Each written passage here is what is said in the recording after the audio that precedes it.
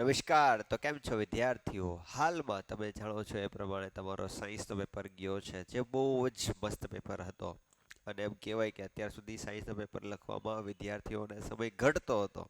પણ આ વખતે વિદ્યાર્થીઓ 2 કે અઢી કલાકમાં પેપર પૂરો કરીને બેઠી ગયા છે. ત્યારે આ પેપરનું સંપૂર્ણ સોલ્યુશન તમારા સમક્ષ લઈને આવી રહ્યો છું. તો મોડું ન કરતા આપણે આ પેપરનું સોલ્યુશન સ્ટાર્ટ કરી દઈએ. સૌથી પહેલો જ સવાલ જે છે એ એમસીક્યુ આવો હતો કે ખોરાક રાંધતી વખતે જો વાસણના તળિયાની બહાર કાળા રંગથી થઈ રહ્યા હોય તો એનો અર્થ શું થાય? જો પદાર્થ કાળા રંગનો હોય તો ત્યાં આગળ કાર્બન ડિપોઝિટ થાય, અને કાર્બન ડિપોઝિટ ત્યારે જ થાય જ્યારે જે જથ્થો છે, બળતણનો જથ્થો જેને આપણે કહીએ છીએ હાઇડ્રોકાર્બન, એ અસંતૃપ્ત હોય, અથવા તો સંતૃપ્ત હાઇડ્રોકાર્બનને અપૂર્ણ માત્રામાં ઓક્સિજનની હાજરીમાં ગરમ કરવામાં આવે તો કાર્બન બ્લેક જે છે એ જમા થાય છે. તો અહીંયા આગળ સંપૂર્ણપણે રંધાય તો નથી, બળતણનું સંપૂર્ણ દહન થતું નથી. એટલે અહીંયા આગળ ઓપ્શન આવશે બી. આ રીતે તમારો પહેલો એમસીક્યુ 1 માર્ક જે છે એ તમને રોકડો પ્રાપ્ત થઈ જાય એવો સવાલ હતો. સેકન્ડ, નીચેના પૈકી કયો ઘ્રાણેન્દ્રિય સૂચક છે? ઘ્રાણેન્દ્રિય સૂચક બધાને ધ્યાન રહેશે કે વેનિલા એસેન્સ આવે છે. તો અહીંયા આગળ ઓપ્શન સી બહુ જ મસ્ત અને સ્ટ્રેટ ફોરવર્ડ સવાલ હતા. આમ ટ્વિસ્ટેડ જે છે એ ખૂબ ઓછું હતું એવું કહી શકાય. બેઠો જ સવાલ, 1 micro ampere is equal to 10⁻⁶ ampere. Simple સવાલ છે, સિમ્પલ સવાલ. મસ્ત મજા આવી જાય વિદ્યાર્થીઓને એવો સવાલ છે. મનુષ્યના ફેફસા એ ખાલી જગ્યા સાથે સંકળાયેલ ભાગ છે. અરે ફેફસા છે ને એ શ્વસન સાથે જ હોય. બેટા આવો જ સવાલ તમને આની પહેલા પૂછાઈ ગયેલો હતો. મૂત્રપિંડ શેની સાથે સંકળાયેલો ભાગ છે? તો એમાં આવે ઉત્સર્જન તંત્ર. પણ અહીંયા આગળ સવાલ થોડોક ટ્વિસ્ટ કરી નાખ્યો, બીજું કાંઈ નવીન નથી. આગળ જોવા જઈએ, મોટી ઉંમરની વ્યક્તિઓના આંખનો સ્ફટિકમય લેન્સ દૂધિયો અને વાદળછાયો. જો અહીંયા આગળ ઘણા બધા વિદ્યાર્થીઓ ભૂલ કરી જાય. ઘણા બધા વિદ્યાર્થીઓ પ્રેસ બાયોપિયા લખી નાખે. અરે બેટા, દૂધિયો અને વાદળછાયો, દૂધિયો અને વાદળછાયો થાય ત્યારે કોઈ પણ લેન્સ કામ ન કરે, ત્યારે લેસર આધારિત સર્જરી થાય, અને એને કહેવામાં આવે છે કોન્ટ્રાક્ટ, એટલે કે મોતિયો કહેવામાં આવે છે. તો અહીંયા આગળ જવાબ આવશે એ, એટલે કે અહીંયા આગળ જવાબ આવશે મોતિયો. આગળ જોવા જઈએ તો અરીસાની સામે તમે ગમે ત્યાં ઊભા રહ્યો છતાં તમારું પ્રતિબિંબ ચત્તું જ જોવા મળે તો એ અરીસો કયો હશે? જો ચત્તું પ્રતિબિંબ જોવા મળે ને, એ 2 પ્રકારના અરીસામાં જોવા મળે, અને 2 પ્રકારના અરીસામાં આભાસી અને ચત્તું જોવા મળે. તો એમાં કયો કયો અરીસો હોઈ શકે? બહિર્ગોળ, સમતલ અને અંતર્ગોળમાં ચત્તુ પ્રતિબિંબ મળે. પણ દરેક વખતે ચત્તુ પ્રતિબિંબ મળતું નથી, કારણ કે અંતર્ગોળ અરીસામાં વાસ્તવિક પ્રતિબિંબ પણ રચાય છે. તો વાસ્તવિક પ્રતિબિંબ કેવું હોય? ઉલટું હોય. તો અંતર્ગોળ અરીસો તો આવશે જ નહીં. તો ઓપ્શન આવશે બી, તો નહીં જ આવે. હવે જો સમતલ એ નહીં આવે, બહિર્ગોળ એ નહીં આવે, માત્ર સમતલ છે, માત્ર બહિર્ગોળ છે એટલે એ નહીં આવે. તો આપણો જવાબ આવશે સમતલ અથવા તો બહિર્ગોળ. તો ઓપ્શન આવશે ડી. આગળ જોવા જઈએ, પૃથ્વીના પોપડો ખનિજ સ્વરૂપમાં કાર્બનનું પ્રમાણ પૂછી લીધું છે. બેટા અનએક્સપેક્ટેડ સવાલ હતો કે 0.02%. છતાં આપણે જોયું હોય ને કે કાર્બન જે છે ને જમીનમાં ખૂબ ઓછો હોય, તો આ સિમ્પલ જવાબ આવડી જાય, એમાં કોઈ નવીન વસ્તુ નથી. વિદ્યુત સ્થિતિમાનનો તફાવત, આ મસ્ત સવાલ હતો. વિદ્યુત સ્થિતિમાનનો તફાવત V બરાબર W ના છેદમાં Q. એસઆઈ એકમ તારવવા જાવ ત્યારે ખબર પડે કે જૂલ પ્રતિ કોલમને મહાન વૈજ્ઞાનિક એલેક્ઝાન્ડર વોલ્ટાની યાદમાં એનો એકમ રાખવામાં આવ્યો છે વોલ્ટ. આગળ જોવા જઈએ તો અજારક શ્વસન દરમિયાન પ્રાણીઓના સ્નાયુ પેશીમાં ઓક્સિજનના અભાવના કારણે અજારક શ્વસન થાય છે, અને અજારક શ્વસનના અંતે મળે છે લેક્ટિક એસિડ, જેના કારણે દર્દ કે બળતરા કે દુખાવો થાય છે. આગળ જોવા જઈએ તો ખાલી જગ્યા પ્રાણી પોતાનું લિંગ બદલી શકે છે. આપણે લિંગ નિશ્ચયનમાં બહુ જ આવેલો સવાલ, કયું પ્રાણી પોતાનું લિંગ બદલી શકે છે? તો આ જે પ્રાણી છે સ્નેલ, કે જેને આપણે ગોકળ ગાય કહીએ છીએ, એ પોતાનું લિંગ જે છે એ બદલી શકે છે. આગળ જોવા જઈએ, લેન્સનું સૂત્ર 1/v - 1/u = 1/f. તો આ છે છે આપણું લેન્સનું સૂત્ર 1/v - 1/u = 1/f. આની પહેલા એક વખત અરીસાનું સૂત્ર પૂછાઈ ગયેલું હતું, 1/u + 1/v = 1/f. ખાલી માઇનસની બદલે પ્લસનો સવાલ હતો. સિન્નાબાર, સિન્નાબાર, સિન્નાબાર, સિન્નાબાર, HGS, zinc blade, ZnS, Cu2, H2S, cuprous oxide. તો આ બધા જ નામ જે છે એ તમારા શિક્ષકે તમને ભણાવ્યા જ છે. મજા આવી ગઈ છે આમ તો પેપર લખવાની. નીચેના વિધાનો સાચા છે, ખારા નહીં, સાચા છે કે ખોટા તે જણાવો. શોલ્ડર એ શિશુની મિશ્ર ધાતુ છે. આ વિધાન સાચું છે. શિશુ એ શોલ્ડર માટે મિશ્ર ધાતુ છે. જે બાળક પોતાના પિતા તરફથી વાય રંગસૂત્ર મેળવે છે તે વારસામાં છોકરી નો બને છોકરો બને, કારણ કે છોકરામાં હોય XY અને છોકરીમાં હોય XX. તો આ બધું તમારે યાદ રાખવાનું હતું. સિમ્પલ સવાલ છે, આ વિધાન ખોટું પડે. આપેલું વિધાન ખોટું છે. તારાઓના પ્રકાશનું વાતાવરણીય વક્રીભવન થવાથી તારાઓ ટમટમે છે. સાચું બેટા, તારાઓ ટમટમે વાતાવરણીય વક્રીભવનના કારણે ટમટમે. પછી જ્યારે એસિડના દ્રાવણને બંધ કરવામાં આવે ત્યારે હાઇડ્રોનિયમની સાંદ્રતામાં વધારો થાય. એને બેટા મંદન પ્રક્રિયાની વ્યાખ્યામાં સ્પેસિફાઈ કર્યું છે. એકમ કદ દીઠ H3O ની સાંદ્રતામાં ઘટાડો કરવાની ક્રિયાને મંદન કહેવાય. તો પાણી ઉમેરો તો H3O ની સાંદ્રતામાં ઘટાડો થાય. આપેલું વિધાન ખોટું છે. તો ક્રમ આ રીતે રહેશે: સાચું ખોટું સાચું ખોટું. બહુ સિમ્પલ છે. માનવ શરીરમાં કયો અંતઃસ્ત્રાવ બનવા માટે આયોડિનની જરૂર છે? અરે બેટા, ગળાની અંદર થાઇરોક્સિન અંતઃસ્ત્રાવ ઉત્પન્ન થવા માટે આયોડિનની જરૂર છે. આગળ જોવા જઈએ તો જો કંઈક પ્રિન્ટિંગ મિસ્ટેક છે. લક્ષણ એ અલિંગી પ્રજનનવાળી વસ્તીમાં 10% સભ્યો જોવા મળે છે અને લક્ષણ બી 60% સભ્યો જોવા મળે છે. કયું લક્ષણ પહેલા ઉત્પન્ન થયું હશે? જે લક્ષણ પહેલા ઉત્પન્ન થાય એ લક્ષણ ધરાવતા સજીવોની સંખ્યા વધારે હોય. અહીંયા આગળ જવાબ આવશે લક્ષણ બી એ સૌથી પહેલા અસ્તિત્વમાં આવ્યું હશે, તો જ એના સજીવ સંખ્યા જે છે એ વધારે હોય. આગળ જોવા જઈએ, પ્રિઝમ વડે શ્વેત પ્રકાશના વિભાજન દરમિયાન કયા રંગનો પ્રકાશ સૌથી ઓછો વળે છે? અત્યાર સુધી આવો સવાલ નથી પૂછ્યો. અત્યાર સુધી એવો સવાલ પૂછ્યો છે કે કયા રંગનું વિચલન વધુ થાય, કયા રંગનો વેગ વધારે હોય. અહીંયા વિચલનની બદલે વળે છે. બહુ મસ્ત સવાલ કીધો છે. કયો રે જે છે એ વધારે બેન્ડ થાય? હવે વધારે વિચલન થાય વધારે વળે એટલે કે જાંબલી. તો જવાબ આવશે જાંબલી રંગનું વિચલન વધુ થાય, વધારે વળે છે, મૂળ દિશા કરતા વધારે વળે, વેગ સૌથી ઓછો. વિદ્યુત પ્રવાહની વ્યાખ્યા આપો ભાઈ. સિમ્પલ વ્યાખ્યા છે. શું કહી દેવાનું? એકમ સમયગાળામાં આપેલા વાહક તારના આડછેદમાંથી પસાર થતો વિદ્યુતભારનો ચોખ્ખો જથ્થો વિદ્યુત પ્રવાહ તરીકે ઓળખાય છે.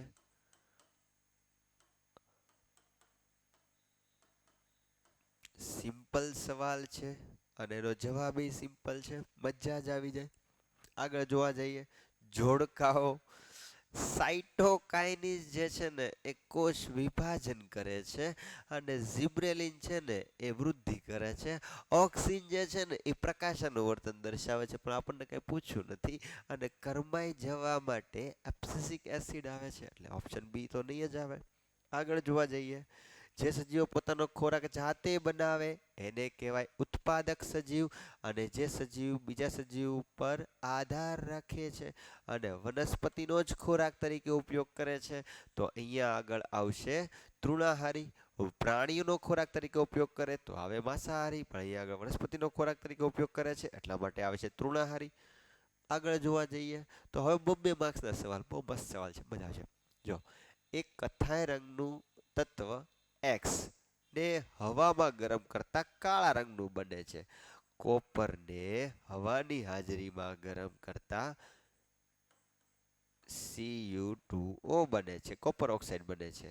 તે તત્વ X અને બનતા કાળા સંયોજનનું સૂત્ર લખો. તત્વ એક્સ હશે કોપર, કાળા રંગનું સંયોજન Cu2O. સિમ્પલ સવાલ હતો. 2 માર્કે રોકડા. ઓલો ધૂળો વાળો તો આની કરતા મોટો થાય, આ તો એની કરતા સહેલો છે. કારણ આપો. પ્લેટિનમ, સોનું, ચાંદી આભૂષણો બનાવવા માટે વપરાય છે. હવે આભૂષણો બનાવવા હોય ને તો આભૂષણો બનાવવા માટે એવી ધાતુ વપરાય કે જે ધાતુ ચળકાટ ધરાવે છે. આમ કે ને ઓલો વીરને જરી ભરેલા સાફા ઝગમગ ઝગમગ થાય, તો એ ઝગમગ કરવા માટે આભૂષણો જે છે એ ચળકાટ ધરાવતા હોવા જોઈએ. અને આની તો શાઇનિંગ ખૂબ વધારે છે.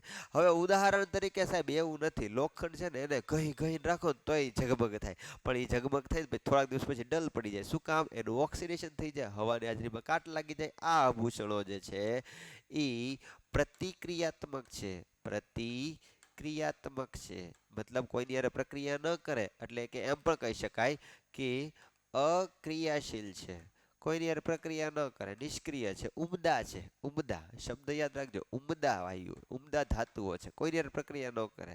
એટલા માટે એનો ઉપયોગ ક્યાં માટે થાય? આભૂષણો બનાવવા માટે. એક વખત મસ્ત શાઇનિંગ કરી નાખી પછી કોઈની હારે પ્રક્રિયા જ નહીં કરે, એટલે શાઇનિંગ જરી ભરેલા ઝગમગ ઝગમગ થયા જ કરે. આગળ જોવા જઈએ. અમીબામાં પોષણ ધરાવો અને અમીબામાં પોષણની નામ નિર્દેશિત આકૃતિ દોરો. અરે અમીબા દુનિયાની અઘરામાં અઘરી આકૃતિ, કારણ કે એક વખત દોરો બીજી વખત એની જેવી જ ન દોરાય. આ અમીબા ખોરાકનો ટુકડો અહીંયા દેખાણો, ખાવા ગયું હાવ, તો એ કઈ રીતે થશે? તો આ ખોરાકનો ટુકડો છે, આ ઘસે આવી રીતે.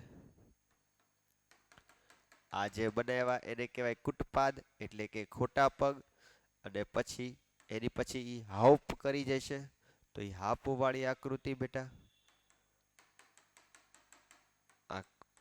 અને આ બધા રહેલા અંદર આવેલા ઉત્સેચકો, અને પછી એ અંદર સીધું જ પોષણ મેળવી લેશે, સીધું અંદર ગ્રહણ કરી લેશે. આ ખોરાકનો ટુકડો. આમાં ફરક શું છે?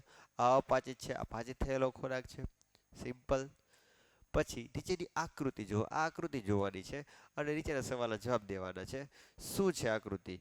કયા પ્રકારનું પ્રજનન દર્શાવે છે? બેટા આ જે છે ને એ કલિકા સર્જન દર્શાવે છે. શું દર્શાવે છે? કલિકા સર્જન દર્શાવે છે. સજીવનું નામ શું છે ભાઈ? સજીવનું નામ છે ભાઈ હાઇડ્રા.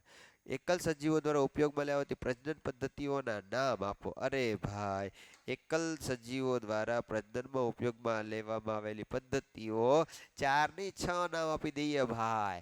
પહેલું આવશે ભાજન, બીજું અવખંડન, પછી પુનર્જનન, કલિકા સર્જન, બીજાણુ સર્જન, વનસ્પતિક પ્રજનન. બોલો ભાઈ, હવે કેટલા નામ જોવે છે? અરે અંધ વાળા બિચારા વિદ્યાર્થીઓ બધા મોજમાં આવી જશે. એકલિંગી પુષ્પ કોને કહેવાય? જે પુષ્પની અંદર માત્ર પુંકેસર હોય કાં તો ત્રિકેસર હોય તો એને કહેવામાં આવે છે એકલિંગી પુષ્પ. એમાં આવશે તરબૂચ અને પપૈયું. પપૈયું એ કેવા છે? એકલિંગી પુષ્પ છે. આગળ જોવા જઈએ. શું છે? અવકાશ યાત્રીને ભૂરા રંગને બદલે કાળા રંગનું કેમ દેખાય છે? કારણ કે અવકાશમાં સૂક્ષ્મ કણો હોતા નથી, પ્રકીર્ણન થતું નથી. એટલે આકાશમાં પ્રકીર્ણન થાય તો ભૂરો રંગ દેખાય. પ્રકીર્ણન ન થાય તો ત્યાં આગળ કાંઈ જ કણ દેખાય નહીં. અને અંધકાર શું છે? પ્રકાશની ગેરહાજરી છે. તો એટલા માટે અહીંયા આગળ જવાબ તમારે એમ લખવાનો થાય કે અવકાશમાં કશા જ વાયુઓ જોવા મળતા નથી, સૂક્ષ્મ કણો પણ જોવા મળતા નથી. આ સૂક્ષ્મ કણોની ગેરહાજરીમાં પ્રકાશનું પ્રકીર્ણન થતું નથી. આથી કોઈ જ રંગનો પ્રકાશ આપણને જોવા મળતો નથી, એટલે કે ટિંડલ અસર થતી નથી. આ ટિંડલ અસર ન થાય એટલા માટે આપણે પ્રકાશનો પથ ન જોઈ શકાય, અને આપણે આકાશ જે છે એ આપણે ભૂરા રંગનું દેખાય, પણ બહાર વયા જઈએ, અવકાશમાં વયા જઈએ તો ત્યાં આગળ કાળા રંગનું દેખાય છે. પછીનો સવાલ હતો કે ભાઈ ફિલામેન્ટનો વિદ્યુત પ્રવાહ જે છે એ I આપ્યો છે અને સમય આપ્યો છે. અહીંયા નાનકડો ટ્વિસ્ટ કરી નાખ્યો, કોકનું ધ્યાન હોય ને કોકનું ધ્યાન ન હોય.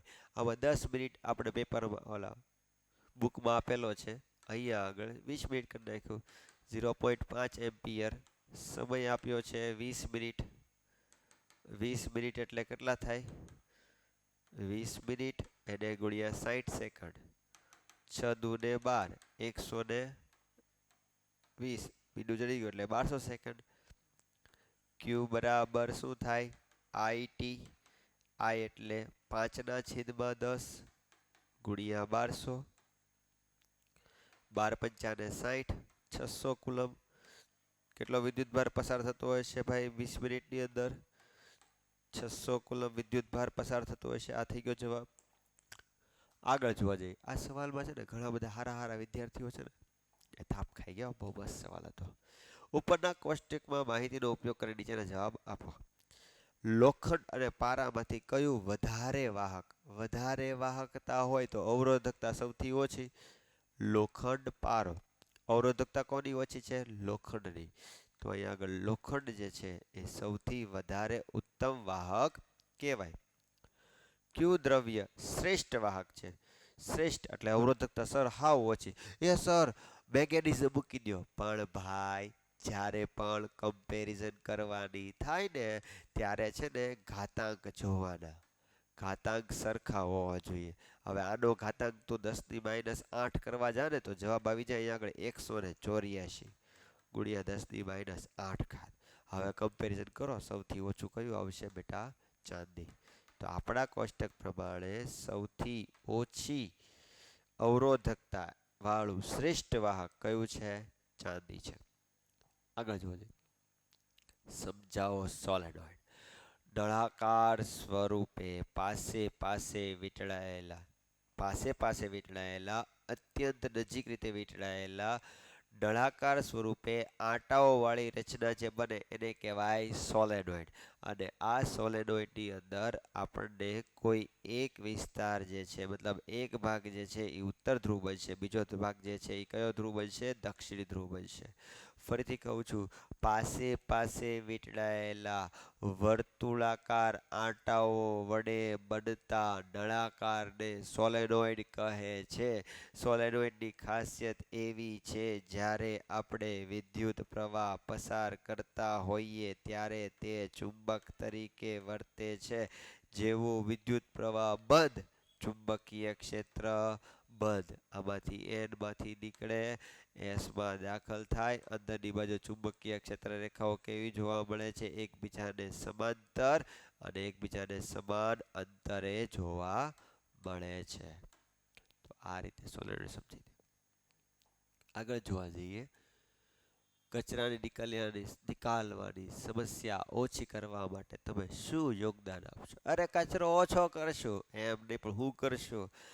વારંવાર ઉપયોગમાં આવી જાય એવી પેનનો ઉપયોગ કરશું.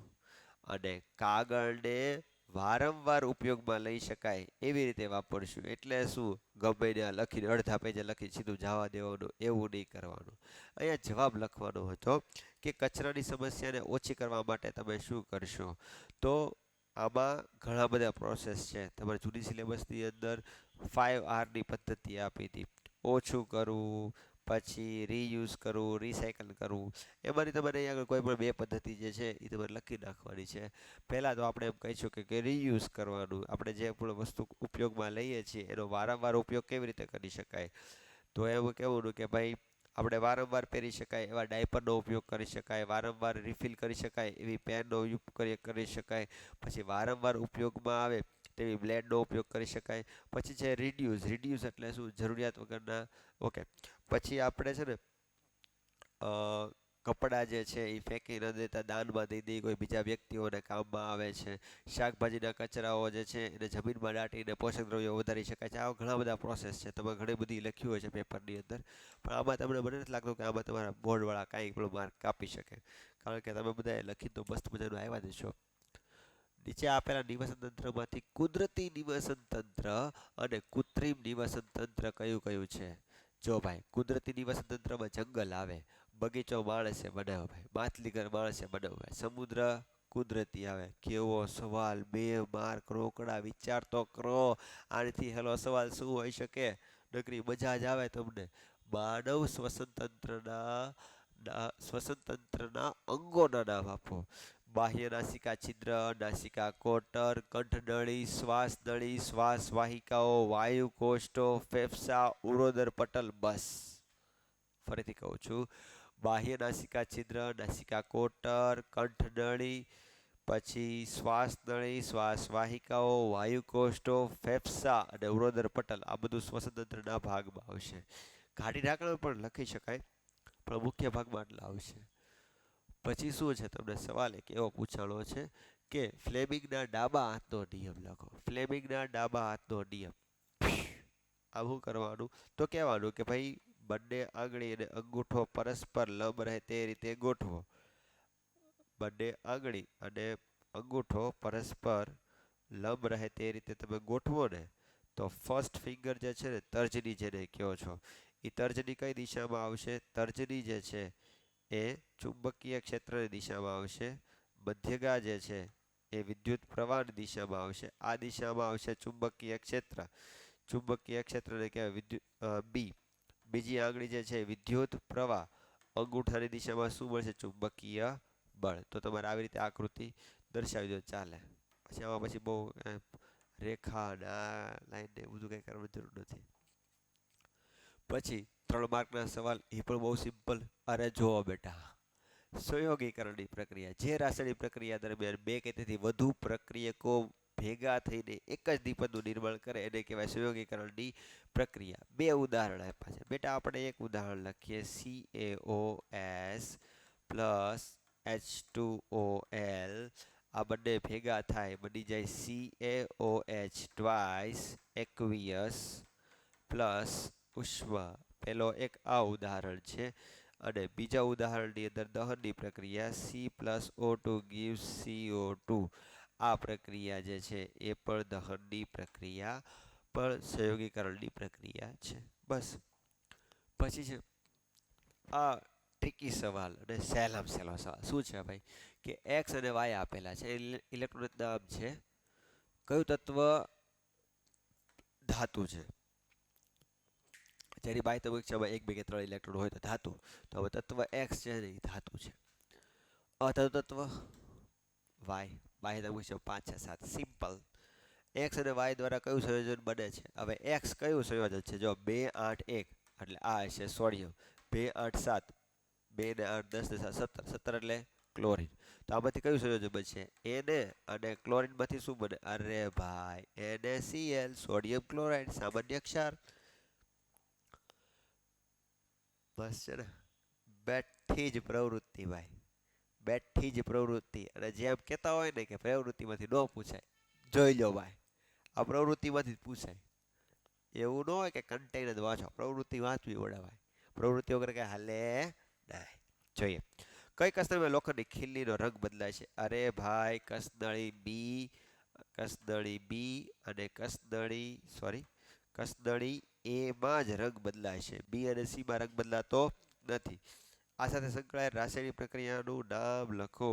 રાસાયણિક પ્રક્રિયાનું નામ લખો. કઈ પ્રક્રિયા સંકળાયેલી છે? આ પ્રક્રિયામાં સંકળાયેલી છે ઓક્સિડેશન.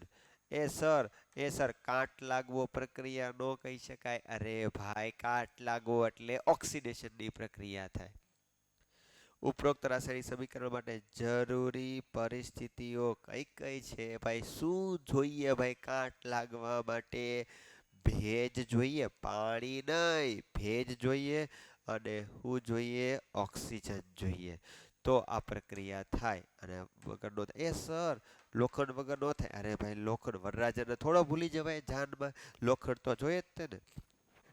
હવે દ્રષ્ટિહીન લોકો માટે જો છરી વડે કાપી શકાય એવી ધાતુ હથેળી પર રાખતા પીગળી જાય, ગેલિયમ અને સીઝિયમ. સર આમાં મર્ક્યુરી નો આવે. અરે ભાઈ મર્ક્યુરી પહેલેથી તે કયા સ્વરૂપમાં હોય? પ્રવાહી. અહીંયા શું લીધું છે? હાથમાં રાખો પછી પીગળી જાય. તો અહીંયા કઈ ધાતુ આવશે? ગેલિયમ અને સીઝિયમ. છરી વડે આસાનીથી કાપી શકાય સોડિયમ, પોટેશિયમ અને લિથિયમ. કુદરતમાં મુક્ત સ્વરૂપે જોવા મળે છે. કઈ સોનું, ચાંદી અને પ્લેટિનમ. અને પ્લેટિનમ ને સોનું કહી દેવાનું, ચાંદી તો ક્યારેક ક્યારેક ઓક્સાઇડ સલ્ફાઇડ જોવા મળે ભાઈ. ચેતાકોષોની નામ નિર્દેશિત આકૃતિ દોરી. શિખાતંતુનું કાર્ય. અરે ભાઈ આકૃતિ છે ને તમે મસ્ત મજાની દોરી દેશે. જો આમ તંતુઓ બધા બહારની બાજુએ ખેંચી લેવાના ભાઈ. અને અહીંથી જે છે એક અક્ષતંતુ જે છે એ લાંબો કરી લેવાનો અહીંથી અને અહીંથી આ ચેતાંત, અહીંથી શિખાતંતુ. અને શિખાતંતુ કેવા હોય છે બેટા? શાખિત હોય છે, એક કરતાં વધારે હોય છે, કોષકાઈની બાજુમાં હોય છે. આ કોષરસ અને અહીંયા આગળ વિદ્યાર્થીઓને શું આવે? મજ્જા. એટલે આ મજ્જા પણ દર્શાવી દેવાનું. આ ચેતાકોષ થઈ ગયો, બસ પૂરું. શિખાતંતુનું કાર્ય શું છે? સંવેદના ગ્રહણ કરીને ઉર્મિવેગનું સર્જન કરવાનું છે શિખાતંતુનું કાર્ય. પછી દ્રષ્ટિહીન ચેતાકોષ વિશે માહિતી આપવાની છે ભાઈ.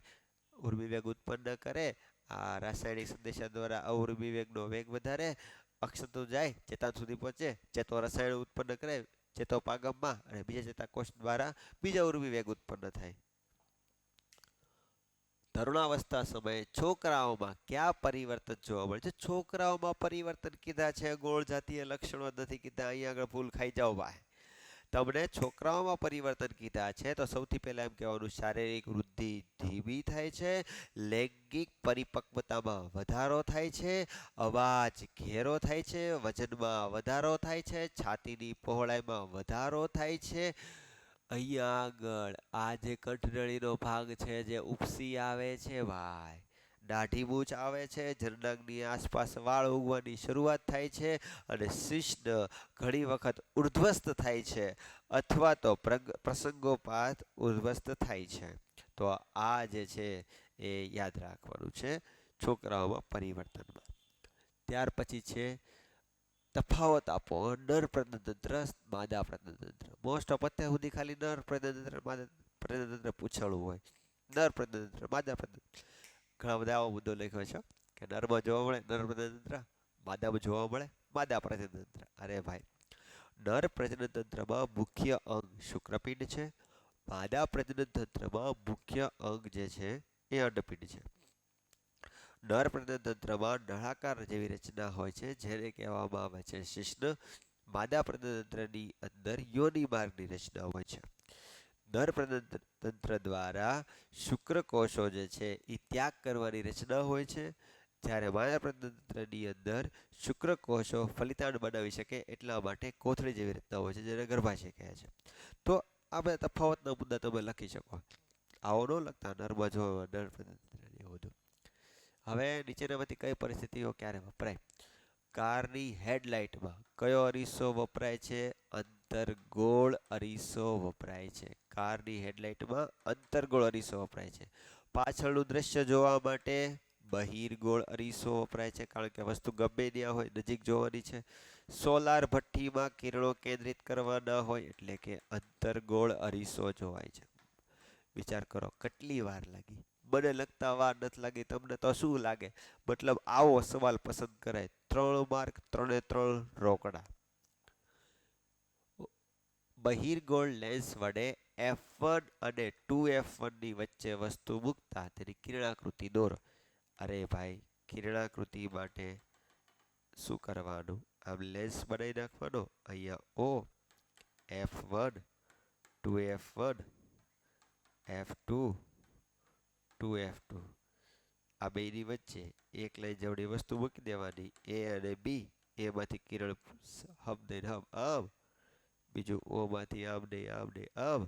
આ બે ભેગા થાય ને પ્રતિબિંબ A પ્રાઇમ B પ્રાઇમ. બસ પૂરું થઈ ગયું. પ્રકાર વાસ્તવિક અને ઉલટું. સ્થાન 2F2 થી દૂર.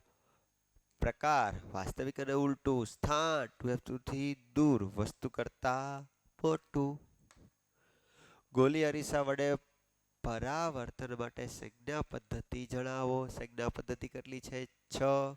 બધા જ અંતરો ઉગમ બિંદુથી માપવાના, એટલે કે બધા અંતરો ધ્રુવપીથી માપવાના. પરાવર્તન છે એટલે ધ્રુવપીથી માપવાના.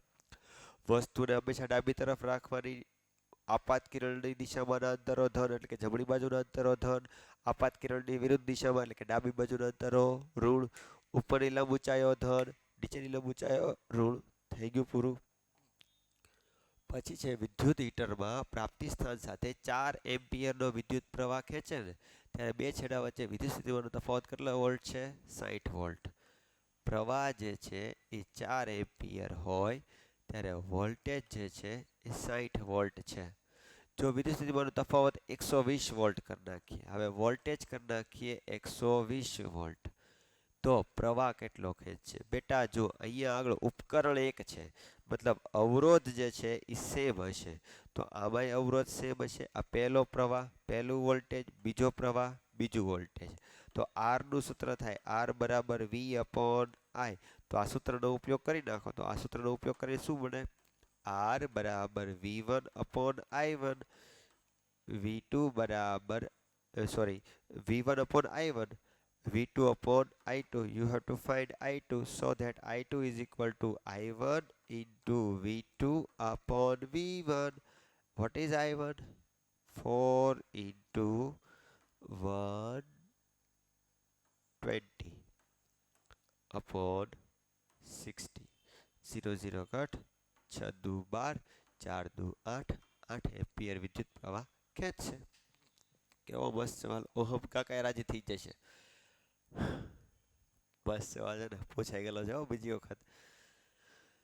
ABCD સાર્વત્રિક સૂચક છે ભાઈ, નામ આપી દો ભાઈ, ABCD અને E. હવે આમાંથી તટસ્થ કયો હશે? તટસ્થ pH 7, D. પ્રબળ બેઝ pH સૌથી વધારે, C. પ્રબળ એસિડિક, પ્રબળ એસિડિક pH સૌથી ઓછી, B. pHના મૂલ્યના આધારે હાઇડ્રોજન આયનની સાંદ્રતા ચડતા ક્રમમાં, સમજો અહીંયા આગળ, હાઇડ્રોજન આયનની સાંદ્રતા ચડતા ક્રમમાં, મતલબ H3O+ ની સાંદ્રતા વધતી જવી જોઈએ, pH ઘટતી જવી જોઈએ, મૂલ્ય ઘટતું જવું જોઈએ. જવાબ શું આવશે? પહેલા C, પણ C નું મૂલ્ય છે 11. પછી આવશે E, E નું મૂલ્ય 9. પછી આવશે D, D નું મૂલ્ય 7. પછી આવશે A, A નું મૂલ્ય 4. પછી આવશે B, B નું મૂલ્ય 1. હવે pH ના મૂલ્યોને આધારે હાઇડ્રોજન આયનની સાંદ્રતા ચડતા ક્રમમાં લખો, મતલબ હાઇડ્રોજન આયન ચડતો દેખાવો જોઈએ. હવે આમાં ચડતો થાય છે, તો હાઇડ્રોજન આયન માટે આમાં લખવું પડે, કારણ કે આપણે કયો ક્રમ કીધો છે? હાઇડ્રોજન આયન ચડતો જવો જોઈએ. આની કરતા આ વધારે, આની કરતા આ વધારે, આની કરતા આ વધારે, આની કરતા આ વધારે, આ ચડતો ક્રમ થયો. મજા આવી? આવું થાય. પ્લાસ્ટર ઓફ પેરિસ કેવી રીતે બને છે? અરે ભાઈ, જીપ્સમ CaSO4 into 2H2O લઈ લેવાનું અને 373 કેલ્વિન તાપમાને ગરમ કરો ને એટલે 1.1 ઘણા બધા હોય ને એ છૂટા પડી જાય, અને વધે શું? CaSO4 into 1/2 H2O વધે, calcium sulphate hemi hydrate, plaster of Paris. અને આની કરતા ઊંધી પ્રક્રિયા લખી નાખો, બે ભેગું કરી નાખો, 2H2O બની જાય. લાગે 4 માર્કમાં સવાલ આવો હોઈ શકે. અને ઉપયોગ ક્યાં થાય? આપણે હાડકાઓ બાંધવા માટે, પછી તો કે પૂતળા બનાવવા માટે, ઘણી બધી સુશોભનની વસ્તુ કરવા માટે. આવો 4 માર્કમાં મજા જ આવી જાય, વિદ્યાર્થીઓ રાજી થઈ ગયા છે. સાબુ ડિટર્જન્ટ. સાબુ એટલે એસ્ટરનો ક્રિયાશીલ સમૂહ ધરાવતો હાઇડ્રોકાર્બન સંયોજન. ડિટર્જન્ટ એટલે સલ્ફોનેટનો સોડિયમ ક્ષાર ધરાવતો હાઇડ્રોકાર્બન સંયોજન. આનો ઉપયોગ વ્યવહારમાં ઓછો થાય છે, આનો ઉપયોગ વધારે થાય છે. એનું કારણ શું છે? એનું કારણ એ છે કે સાબુ જે છે એ ભારે પાણીમાં અવક્ષેપણ પામે છે, જ્યારે ડિટર્જન્ટ જે છે એ ભારે પાણીમાં અવક્ષેપણ પામતું નથી, જરૂરિયાત કરતાં વધારે વપરાઈ જતું નથી. 2 માર્કમાં છે. નીચે આપેલા સંયોજનો માટે ક્રિયાશીલ સમૂહ માટેના નામ અને ક્રિયાશીલ સમૂહના સૂત્ર લખો. ભાઈ ક્રિયાશીલ સમૂહ કયો છે? ઓન. ઓન એટલે આલ્કોહોલ, ક્રિયાશીલ સમૂહ છે OH પ્રોપેનોન, ઓન ketone, C double bond O single bond અહીંયા આગળ આર, અહીંયા આગળ આર, અથવા તો double bond C double bond O, આ અથવા આ બેમાંથી એક, જે કરવું હોય. લસિકા આંતરકોશીય અવકાશમાં મુક્ત થયેલા દ્રવ્યોને વહનમાં પાછું વાળવાનું કામ કોણ કરે? લસિકા. આ લસિકાઓ મોટી શિરાઓમાં ખુલે છે. પ્રોટીન જોવા જઈએ તો રુધિરની સરખામણીમાં ઓછું પ્રોટીન ધરાવે છે. એના કાર્યો યાદ રાખી લેવાના. એના કાર્યો છે શંત્રમાં ચરબીનું શોષણ કરવાનું છે, બીજું રોગોની સામે રક્ષણ કરવાનું છે, અને પહેલું શું કીધું હતું મેં? વહનમાં પાછું વાળવાનું છે. કેવા રંગનું હોય? રંગવિહીન હોય. ઉચ્ચ કક્ષાની વનસ્પતિમાં વહન તંત્રના ઘટકો કયા કયા છે? જલવાહક પેશી અને અન્નવાહક પેશી. જલવાહક પેશી પાણીનું વહન કરે, અન્નવાહક પેશી ખોરાકનું વહન કરે.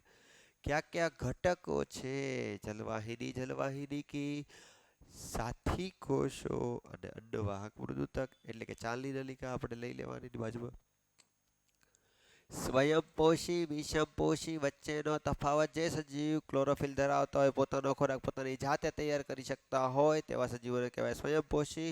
વિષમપોષી આવું ન કરી શકે, ક્લોરોફિલ ધરાવે નહીં, પ્રકાશ સંશ્લેષણ કરે નહીં, તો આ સજીવો માટે કોઈની ઉપર આધાર નથી રાખવો પડતો. જ્યારે વિષમપોષીને પ્રત્યક્ષ પરોક્ષ રીતે સ્વયંપોષી ઉપર આધાર રાખવો પડે છે. તફાવત કહી દેવાનો. મૂત્રપિંડ દર્શાવતી નામ નિર્દેશન દર્શાવતી આકૃતિ. હવે મૂત્રપિંડ કેવી રીતે દર્શાવવું સાહેબ? સાહેબ કેવી રીતે દર્શાવવું? ઘણા બધા વિદ્યાર્થીઓ કે સાહેબ આહુ દોરું છે. અરે જો તો ખરા, તમને મજા જ આવશે, તમને નકરી મજા જ આવશે. આગળ દોરાઈ જશે, મસ્ત મજાનું દોરાઈ જાય પછી મજા. ત્યાં સુધી તો એમ જ લાગે કે સાહેબ તમે શું કરો છો, ખબર જ પડતી નથી. તમને ખબર જ પડતી નથી. તમે દોરો તો હમ દોરાઈ જાય, અમે દોરવા જઈએ તો બહુ વાર લાગે. એવું કેમ થાય? આમ થાય. અહીંથી લઈ લેવાની આવી ધમની, અહીંયા બાજુમાં આવશે શીરા. અરે ભાઈ પૂરું લ્યો સાહેબ, અહીંથી આમ નહીં કર. અરે જરૂર નથી ભાઈ, તને મુખ્ય અંગો દર્શાવતી વાક્ય. ઉત્સર્જન તંત્રના અંગો કયા કયા છે? મૂત્રપિંડ, મૂત્રવાહિની, મૂત્રાશય અને મૂત્રમાર્ગ. આગળ જોવા જઈએ. લઘુ દ્રષ્ટિની ખામી અને નિવારણ. લઘુ દ્રષ્ટિની ખામી છે નાની ઉંમરની વ્યક્તિઓમાં લેન્સ જાડો જ રહેતો હોય, પાતળો ન થઈ શકતો હોય. વધુ પડતા અભિસરણના કારણે આ ખામી ઉદ્ભવે છે. વક્રતા વધારે હોવાને કારણે ખામી ઉદ્ભવે છે. લેન્સ જાડો જ રહે છે, અથવા તો આપણી આંખનો જે બહિર્ગોળ લેન્સ છે એ લાંબો થઈ ગયો હોય તો આ ખામી સર્જાય. અને તો પ્રતિબિંબ ક્યારે છે? નેત્રપટલની આગળ. નેત્રપટલની પાછળ કેન્દ્રિત કરવા માટે યોગ્ય કેન્દ્ર લંબાઈવાળો કયો લેન્સ વાપરવો પડે? અંતર્ગોળ લેન્સ. અને 3 આકૃતિ દોરી નાખવાની. લઘુ દ્રષ્ટિ, ગુરુ દ્રષ્ટિ. નજીકનું દેખાય, દૂરનું જોવામાં તકલીફ પડે, ગુરુ દ્રષ્ટિની ખામી. દૂરનું દેખાય, નજીકનું જોવામાં તકલીફ પડે. યોગ્ય કેન્દ્ર લંબાઈવાળો અંતર્ગોળ લેન્સ વાપરવાનો, યોગ્ય કેન્દ્ર લંબાઈવાળો બહિર્ગોળ લેન્સ વાપરવાનો. ચુંબકીય ક્ષેત્ર રેખાઓના ગુણધર્મોની યાદી બનાવો. ચુંબકીય ક્ષેત્ર રેખાઓની યાદી છે 4. પહેલું, ઉત્તર ધ્રુવમાંથી નીકળે દક્ષિણ ધ્રુવમાં દાખલ થાય. અંદરના વિસ્તારમાં દક્ષિણ ધ્રુવમાંથી ઉત્તર ધ્રુવમાં દાખલ થાય. આથી મધ્યગાળા રચે છે. જે વિસ્તારમાં ચુંબકીય ક્ષેત્ર રેખાઓ પાસે હોય ત્યાં ચુંબકીય ક્ષેત્ર પ્રબળ હોય, ચુંબકીય બળ વધુ હોય. જ્યાં દૂર હોય ત્યાં ચુંબકીય બળ ઓછું હોય છે. ચુંબકીય ક્ષેત્ર રેખાઓ સદિશ રાશિ છે, જે ક્યારે એકબીજાને છેદતી નથી. ચુંબકીય ક્ષેત્ર રેખાઓ સમાંતર અને સમાનાંતરે હોય તો ત્યાં આગળ સમાન ચુંબકીય ક્ષેત્ર હોય એ દર્શાવે છે. શોર્ટ સર્કિટ ક્યારે થાય? જ્યારે પોઝિટિવ અને નેગેટિવ વાયર સંપર્કમાં આવે ત્યારે શું થાય છે? શોર્ટ સર્કિટ થાય છે. CFC chlorofluorocarbon. UNEP united nation environment programme. Simple. દિવસચંદ્રના ઘટકોની ભૂમિકાઓ શું છે? ઉત્પાદક સજીવો. પહેલા તો ઘટકો જૈવિક અને અજૈવિક. જૈવિક અને અજૈવિક બે ભેગા થાય એને કહેવાય દિવસતંત્ર. એના ઘટકોની ભૂમિકાઓ શું છે?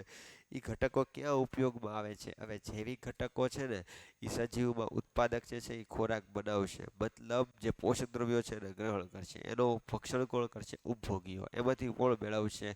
વિઘટકો. વિઘટકો ક્યાં જશે? અજૈવિક ઘટકોમાં. અજૈવિક ઘટકમાંથી ક્યાં જશે? પાછા ઉત્પાદકમાં. તો ચક્ર ફરશે. તો આના વિશે તમારે લખી નાખવાનું રહેશે. અને આગળ થઈ ગયું. ચાલો, ઓકે, મળીએ છીએ નેક્સ્ટ.